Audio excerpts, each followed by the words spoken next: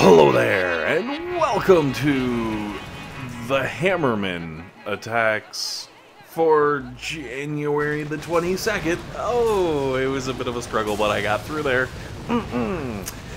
Which is probably a good thing, because there really isn't anything special about January 22nd.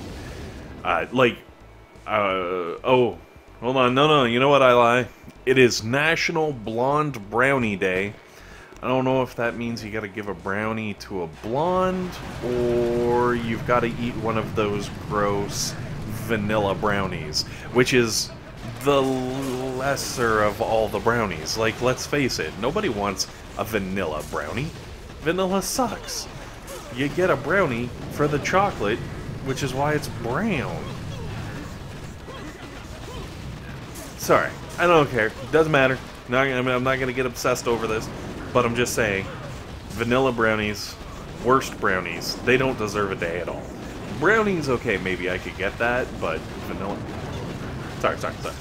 Stage 1 and Stage 2 are pretty straightforward. Stage 1 you could probably actually pull off with a flawless if you wanted to, like, you know, shuffle buildings around and really own those Zookas in the face. But I'm not too worried about it. It's fun to have it, but... I've done it enough times. I'm not even worried anymore. However, when you finally make it to Stage 3, especially I feel like if you're a little bit on the lower level side, Stage 3 is really nasty. You've got a whole bunch of riflemen who are backed up by medics, which means, you know, you're going to get that crazy wall of pain from the riflemen. But then that gets backed up by a bunch of Grens, so what you could in theory have happen if you're not able to burn things down fast enough is you're going to have the regenerating wall of riflemen guarding a whole bunch of Grens. And even though I've got like completely maxed defenses, and these are pretty low level Grens, you can see they're actually doing some pretty serious damage to my poor base as I, like, slowly work them down. And so that's why I'm saying if you're a lower level, I'm able to just kind of power through it, but a lower level person might have some more problems. Definitely make sure you line up your lower end of the beach with some extra sniper towers and boom cannons in range of where those Grens are going to end up, and then intersperse them with, you know, flamethrowers and machine guns, because that'll take out the rifleman rush. Flamethrowers obviously in the front row, machine guns in the second row, maybe boom cannons in the third row, because they'll still be able to get some Gren love from there. I don't know. Moving on, we're gonna hit stage numero cuatro? 4, whatever it is. And once again, we got more Grens. Freaking Hammerman is just, like, laying the Grens out, like, what? Now, on the left-hand side with the Grens, obviously there's that first wave of just super amount of heavies. The trick to this whole attack lies within destroying those heavies as quickly as possible. If you can take those heavies down before the Grens come out, you are able to fry the Grens and life is infinitely easier. If you're struggling to take out those heavies, you're going to have a hard time, because once those Grens get in behind the heavies and they're protected and they're just like throwing down the damage, things is gonna get ugly, and it's gonna get ugly fast. So what I would suggest to take down the heavies, make sure you load up your AoE damage, throw your mortars up there, throw your rocket launchers up there, throw your flamethrowers, machine guns up there, maybe a double layer of buildings just to keep them off of your machine guns and flamethrowers at first. Give you a little more time with them, because those machine guns and flamethrowers really are what's gonna burn through that heavy wall, and that is super key. Alright, moving on to stage 5. Tanks with a bunch of riflemen in front, not a big deal. Kinda sucks because our boom cannons and stuff won't be able to take out the tanks as long as those riflemen are there. The scary part is in wave number 2, when all the medics roll up on the tanks and you get a whole bunch more riflemen. That can get really dangerous. because the riflemen backed by a bunch of medics can turn into an invincible wall. The tanks with a bunch of medics can turn into an invincible wall. And what you're going to run into is you're going to have two possible invincible walls just rolling through your entire base.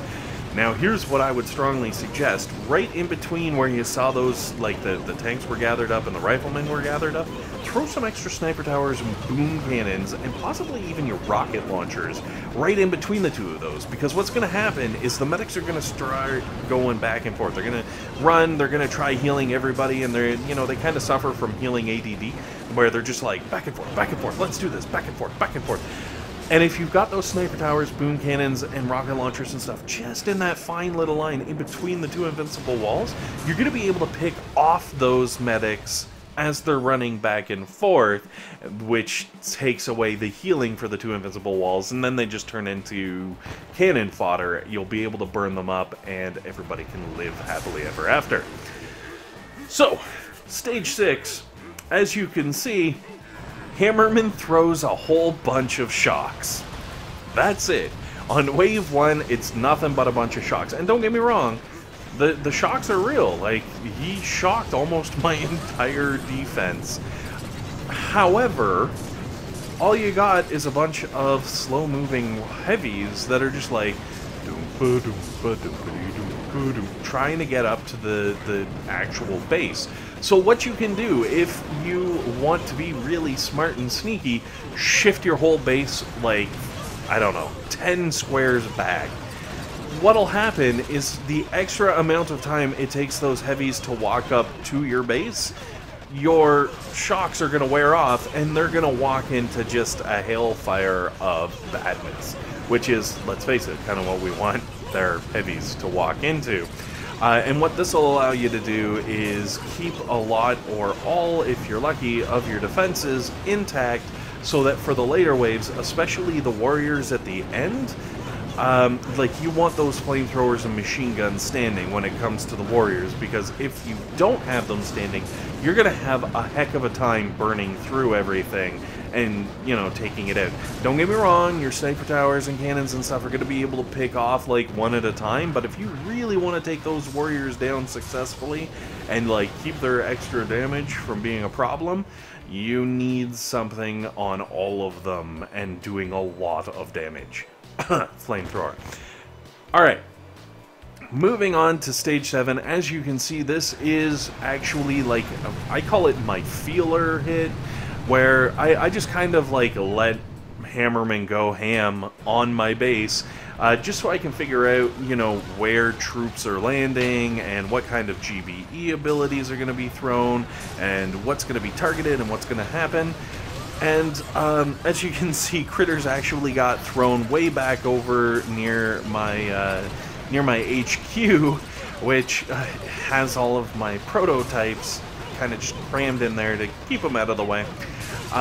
So honestly, having the prototypes back there at this point in the attack is really causing some problems, really, like, being detrimental, because all my rockets are turning to take out those critters, and instead of taking out the riflemen, which is kind of where we want them shooting.